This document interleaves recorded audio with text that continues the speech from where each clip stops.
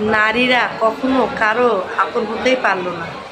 বড় হলে বাবা মার কাছে বোঝা, বিয়ের পরে স্বামীর কাছে বোঝা, আর যখন বুড়ো হয় তখন সন্তানদের কাছে বোঝা।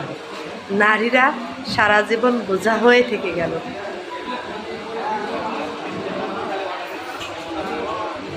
পৃথিবীতে সব থেকে আপন হলো চোখের পানি।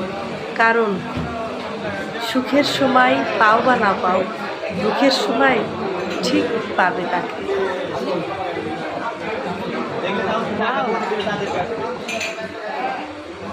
বাবার বাড়িতে মেয়েদের অনুপস্থিতিতে বাবা মায়েরা বা আত্মীয় স্বজনরা মেয়ের ভালো নিয়ে কথা বলে, ভালো থাকা নিয়ে কথা বলে। আর শ্বশুর বাড়িতে বৌমার অনুপস্থিতিতে শ্বশুর শাশুড়ি বলেন, আত্মীয় স্বজন বলেন, সবাই তার দোষ খুঁজে বেড়ায়। কথাটা অপ্রিয় শুনতে হলেও কথাটা একবারে বাস্তব কথা।